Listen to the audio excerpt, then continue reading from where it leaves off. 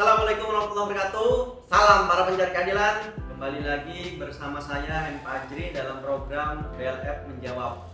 Dalam sesi kali ini kita akan membahas tema yang fenomenal, yaitu fenomenal.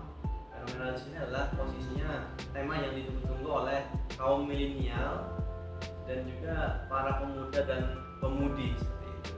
Warganet pasti suka dengan tema ini dan ini banyak yang terjadi di masyarakat ketika adanya janji-janji yang tidak ditepati seperti itu.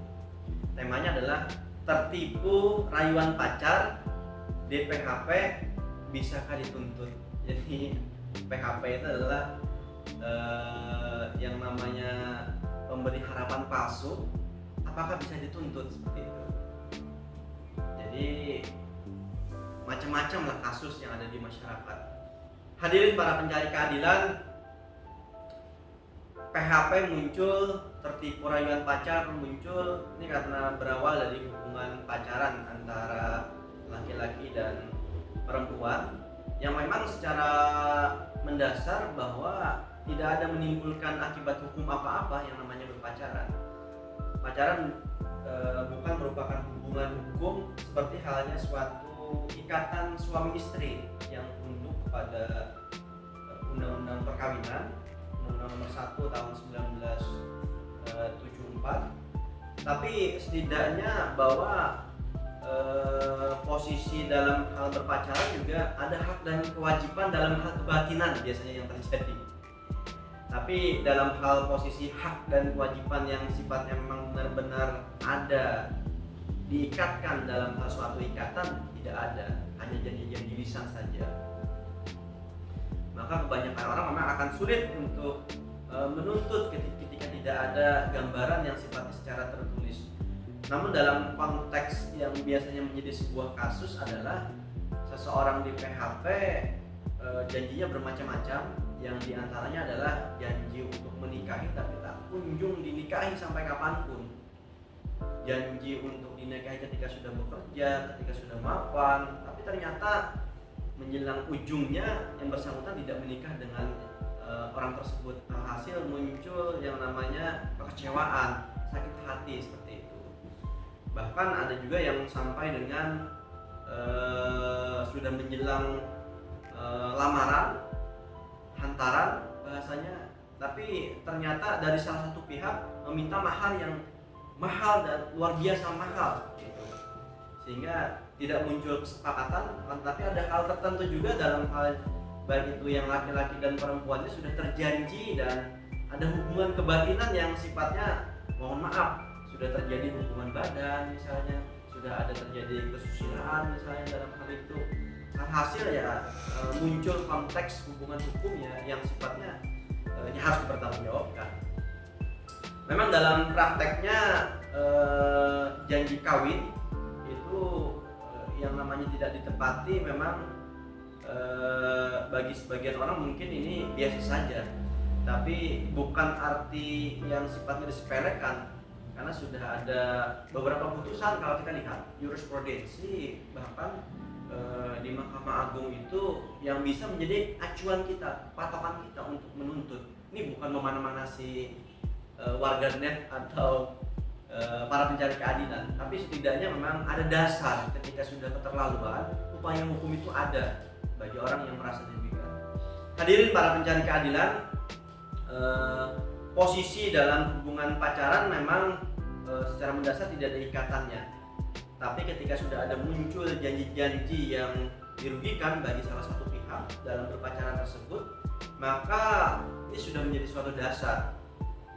Setidaknya bagaimana cara untuk memberikan sebuah pembelajaran yang dapat dipetik, ya tadi seperti yang di mukadimah awal saya sampaikan, dalam salah satu putusan, bahkan kalau kita lihat itu ada putusan nomor 522, ini putusan yang di tahun 1994. Kalau kita baca itu bunyinya bahwa ada seseorang yang berjanji untuk menikahi dan sudah bertunangan dengan seseorang perempuan tersebut, tapi gara-gara janji menikahinya memang nyaris sudah untuk terrealisasi untuk menikahi tersebut, akan tetapi selain sudah berjanji, dari yang bersangkutan ini baik laki-laki dan perempuannya juga sudah melakukan yang namanya hubungan selayaknya suami istri, sehingga sang istri perempuannya tadi hamil seperti itu.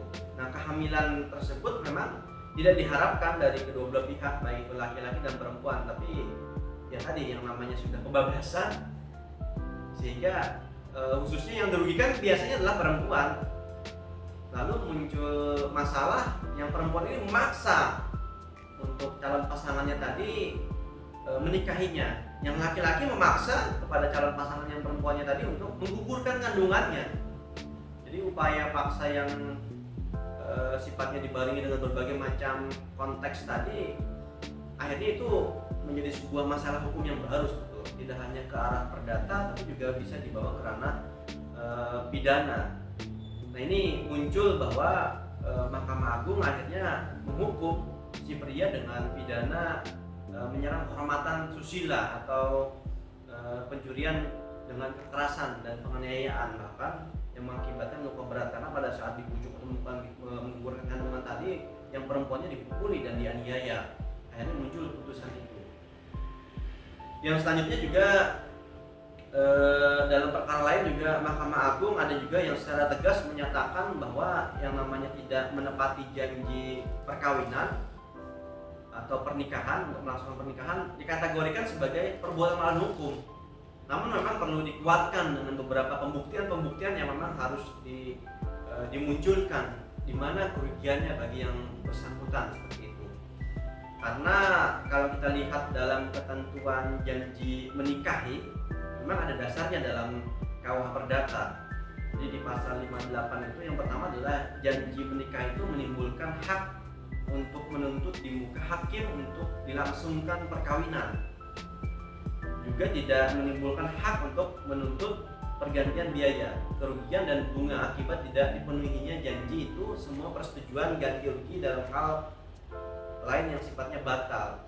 Dalam perspektif pidangan juga di pasal 58 KUH Perdata yang kedua itu menyebutkan bahwa namun tidak memberitahukan dalam hal pemberitahuan menikah telah diikuti suatu pengumuman, maka hal ini dapat menjadi dasar untuk menuntut kerugian posisinya. Jadi ketika sudah diumumkan, yang bersangkutan sudah dijanjikan menikah, yang bersangkutan sudah bisa menuntut kerugian.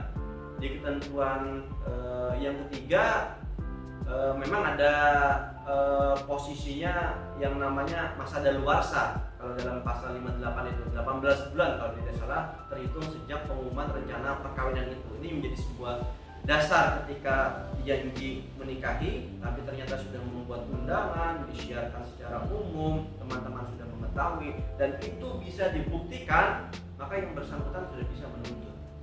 Hadirin para pencari keadilan, langkah hukum yang tepat memang seperti yang saya sampaikan di atas tadi. Tapi setidaknya kalau dikaitkan dengan pasal 1365 di KUH Perdata yang menyebutkan bahwa tiap perbuatan melawan hukum yang membawa kerugian kepada orang lain mewajibkan orang karena salahnya menerbitkan kerugian itu, mengganti kerugian tersebut baik itu secara material dan imaterial. Ini ada ketentuannya.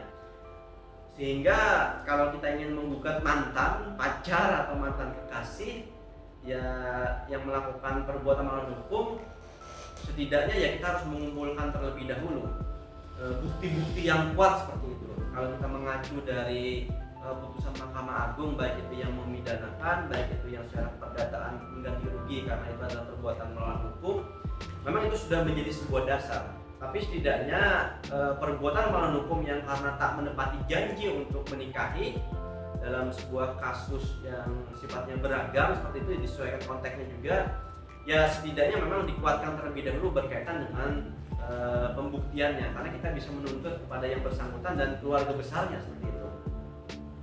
Jadi bagi yang dirugikan dalam hal konteks, baik dirugikan dalam hal materialnya atau imaterialnya, karena setidaknya ketentuan melanggar norma, melanggar kesusilaan, dan melanggar kepatuhan dalam masyarakat itu berlaku juga menjadi pertimbangan hakim ke depan ketika bisa dibuktikan di pengadilan. Karena prinsip dalam mengajukan gugatan adalah siapa yang menggugat, siapa yang mendalilkan, dialah yang harus membuktikan seperti itu.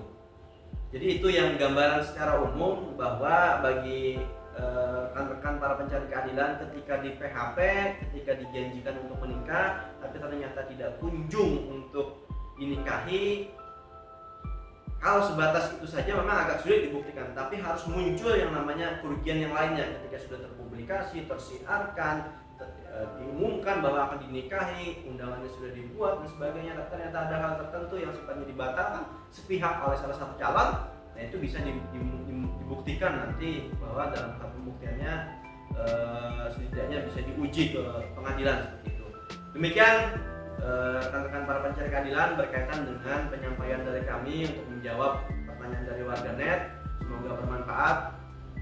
Semoga bertemu dengan channel-channel kita yang selanjutnya di BRF Menjawab. Terima kasih. Assalamualaikum warahmatullahi wabarakatuh. Salam para pencari